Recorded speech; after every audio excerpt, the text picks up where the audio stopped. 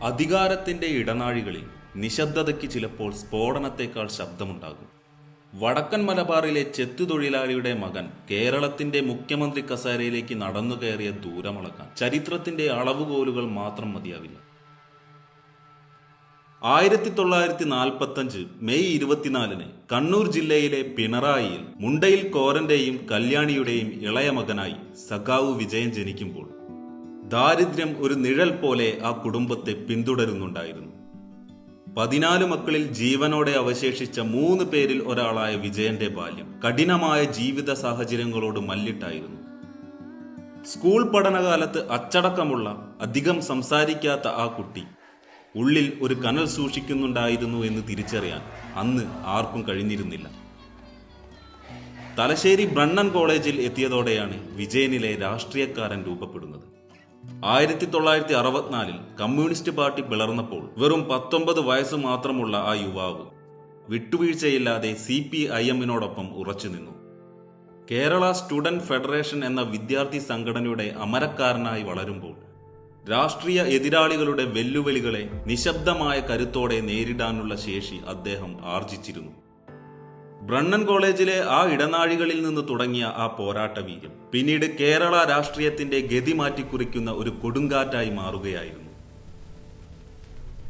1970 തന്റെ 26-ാമത്തെ വയസ്സിൽ കൂത്തുപറമ്പ് നിയോജക മണ്ഡലത്തിൽ നിന്ന് നിയമസഭയിലേക്ക് തിരഞ്ഞെടുക്കുമ്പോൾ സഭയിലെ ഏറ്റവും പ്രായം കുറഞ്ഞ അംഗങ്ങളിൽ ഒരാളായിരുന്നു പിണറായി വിജയൻ.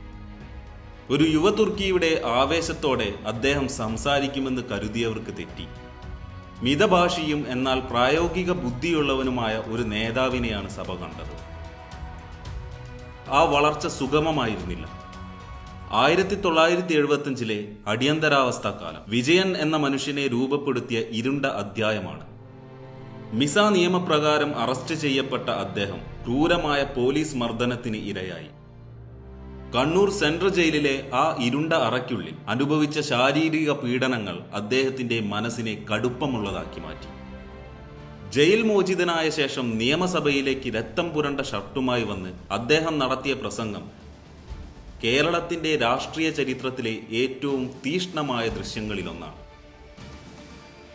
തന്നെ തല്ലിച്ചതച്ച പോലീസുകാർക്കും അതിന് ആജ്ഞ നൽകിയ ഭരണകൂടത്തിനും നേരെ വിരൽ ചൂണ്ടി അദ്ദേഹം സംസാരിക്കുമ്പോൾ അത് വെറുമൊരു പ്രതിഷേധമായിരുന്നില്ല, മറിച്ച് വരാനിരിക്കുന്ന ഒരു കരുത്തറ്റ രാഷ്ട്രീയ ജീവിതത്തിന്റെ പ്രഖ്യാപനമായിരുന്നു.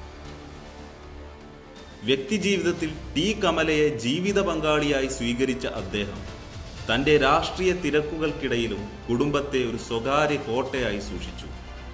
രാഷ്ട്രീയത്തിൽ അചഞ്ചലനായ പോരാളിയായിരിക്കുമ്പോഴും മക്കളായ വിവേകിനും വീണയ്ക്കും അദ്ദേഹം സ്നേഹനിധിയായ പിതാവായിരുന്നു.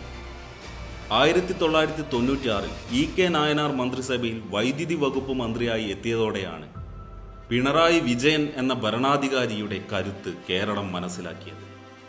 കടുത്ത വൈദ്യുതി പ്രതിസന്ധിയിൽ ഉഴലുകയായിരുന്ന സംസ്ഥാനത്തെ ഇരുട്ടിൽ നിന്ന് വെളിച്ചത്തിലേക്ക് നയിക്കാൻ അദ്ദേഹം ആവിഷ്കരിച്ച പദ്ധതികൾ ശ്രദ്ധേയമായി. എന്നാൽ ഇതേ കാലയളവിലാണ് അദ്ദേഹത്തിന്റെ രാഷ്ട്രീയ ജീവിതത്തിലെ ഏറ്റവും വലിയ വിവാദമായ ലാവ്ലിൻ കേസ് ജന്മമെടുത്തത്.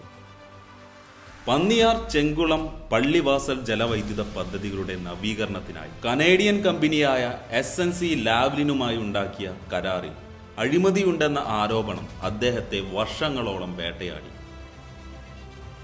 ആത്മവിശ്വാസത്തോടെ ആരോപണങ്ങളെ നേരിട്ട അദ്ദേഹം പിൽക്കാലത്ത് കോടതിയിൽ നിന്ന് അനുകൂല വിധി നേടിയെങ്കിലും ആ വിവാദം ഒരു കറുത്ത നിഴലായി അദ്ദേഹത്തിന്റെ രാഷ്ട്രീയ യാത്രയിൽ നിലനിന്നു. 1998 സഖാവ് ചടയൻ ഗോവിന്ദന്റെ നിര്യാണത്തെ തുടർന്ന് CPIM സംസ്ഥാന സെക്രട്ടറിയായി ചുമതലയേറ്റതോടെ പിണറായി വിജയൻ എന്ന സംഘടനാ ശില്പിയുടെ കാലം തെളിഞ്ഞു. നീണ്ട 17 വർഷം ആ പദവിയിൽ തുടർന്ന അദ്ദേഹം പാർട്ടിയെ തന്റെ വിരൽ തുമ്പിലാക്കി.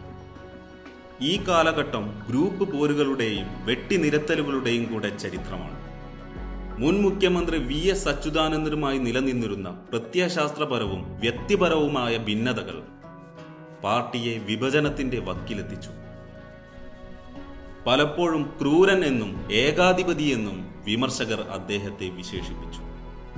എന്നാൽ അച്ചടക്കത്തിന്റെ വാൾ വീശി പാർട്ടിയിലെ ഐക്യം നിലനിർത്താൻ അദ്ദേഹം ശ്രമിച്ചു.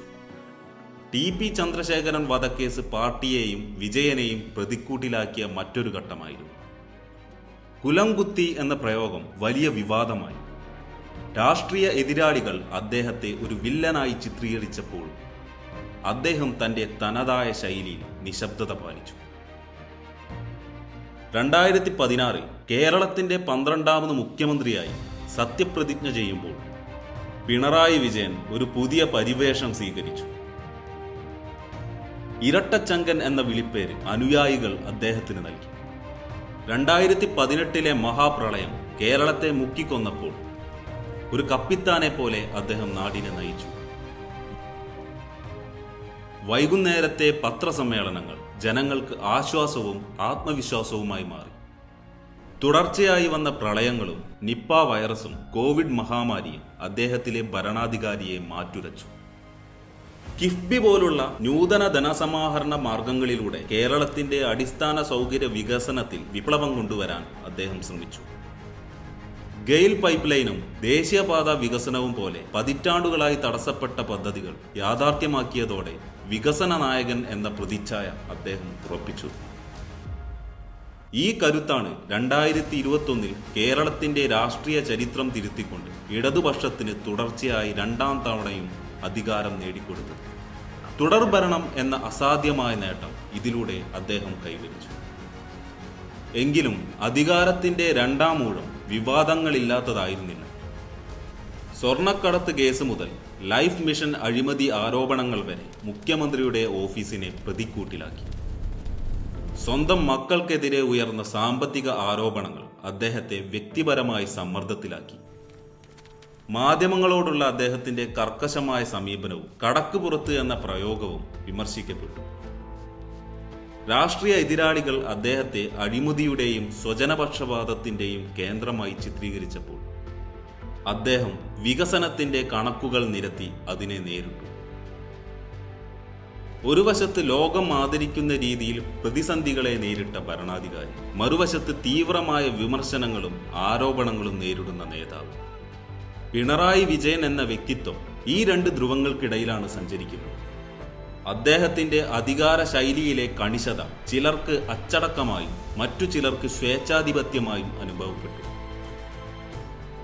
അവസാനം ചരിത്രത്തിന്റെ ഏടുകൾ മറിച്ചു നോക്കുമ്പോൾ പിണറായി വിജയൻ എന്നത് വെറുമൊരു പേരോ മുഖ്യമന്ത്രി പദവിയോ അല്ല. അത് വടക്കൻ മലബാറിലെ മണ്ണിൽ നിന്ന് ഉയർത്തെഴുന്നേറ്റ ഒരു രാഷ്ട്രീയ ഇച്ഛാശക്തിയുടെ അടയാളമാണ്. തനിക്കു നേരെ ഉയർന്ന കൊലവിളികളെയും ആരോപണങ്ങളെയും തന്റെ സ്വതസിദ്ധമായ ഗൗരവം കൊണ്ട് നേരിട്ട മനുഷ്യൻ. അദ്ദേഹം കേരളത്തിന് നൽകിയ ലെഗസി എന്നത് വികസനത്തിന്റെ വേഗതയും പ്രതിസന്ധികളിൽ തളരാത്ത മനക്കരുത്തുമാണ്. എന്നാൽ ഇതേ ചരിത്രം തന്നെ അദ്ദേഹത്തിന്റെ കാലഘട്ടത്തിലെ അധികാര കേന്ദ്രീകരണത്തെയും വിമർശനങ്ങളെയും രേഖപ്പെടുത്തി വെക്കും. കാലം അതിന്റെ വിധി എഴുതുമ്പോൾ അധികാരത്തിന്റെ ചതുരംഗ പലകയിൽ പിണറായി വിജയൻ നീക്കിയ കരുക്കൾ ശരിയോ തെറ്റോ എന്ന് വരും തലമുറകൾ ചർച്ച ചെയ്യും. സഖാവ് പിണറായി വിജയനെ കുറിച്ച് ചരിത്രം രേഖപ്പെടുത്തുക അദ്ദേഹം നിർമ്മിച്ച പാലങ്ങളോ റോഡുകളോ മാത്രമല്ല, മറിച്ച് പ്രതിസന്ധികളുടെ മഹാപ്രളയത്തിൽ ഒരു ജനത മുഴുവൻ പകച്ചു നിന്നപ്പോൾ ഭയപ്പെടേണ്ട, നമ്മളിത് അതിജീവിക്കും എന്ന് ഉറപ്പിച്ചു പറയാൻ കാണിച്ച ആ നിശ്ചയദാർഢ്യമായിരിക്കും. രാഷ്ട്രീയത്തിലെ വിട്ടുവീഴ്ചയില്ലാത്ത കാർക്കശ്യത്തിനും അധികാരത്തിന്റെ ഗരിമയ്ക്കും അപ്പുറം പ്രതിബന്ധങ്ങൾക്കിടയിലൂടെ ഒരു മനുഷ്യൻ നടത്തിയ ഏകാന്തമായ പോരാട്ടമായിരുന്നു ഇത്. അധികാരത്തിന്റെ കൊടുമുടികൾ കീഴടക്കുമ്പോഴും വേരുകൾ മറക്കാത്ത, എന്നാൽ കാലത്തിനൊത്ത മാറ്റങ്ങളെ സ്വീകരിക്കാൻ മടി കാണിക്കാത്ത ആ സവിശേഷമായ വ്യക്തിത്വത്തെ ചരിത്രം സസൂക്ഷ്മം അടയാളപ്പെടുത്തുന്നു. കേരളത്തിന്റെ രാഷ്ട്രീയ ആകാശത്ത് പിണറായി വിജയൻ എന്നത് മാറ്റമില്ലാത്തൊരു സാന്നിധ്യമായി നിലകൊള്ളുന്നു. അദ്ദേഹത്തിന്റെ ഭരണശൈലിയും നിലപാടുകളും വരും തലമുറകൾക്ക് മുന്നിൽ പഠന വിഷയമാകും എന്നതിൽ തർക്കമില്ല. ചരിത്രത്തിന്റെ വിധിപ്പകർപ്പുകളിൽ പിണറായി വിജയൻ എന്നത് എന്നും ഒരു അത്ഭുതമായി അവശേഷിക്കും. തീക്ഷ്ണമായ അധികാരത്തിന്റെ ആ തണുത്ത പുഞ്ചിരി പോലെ.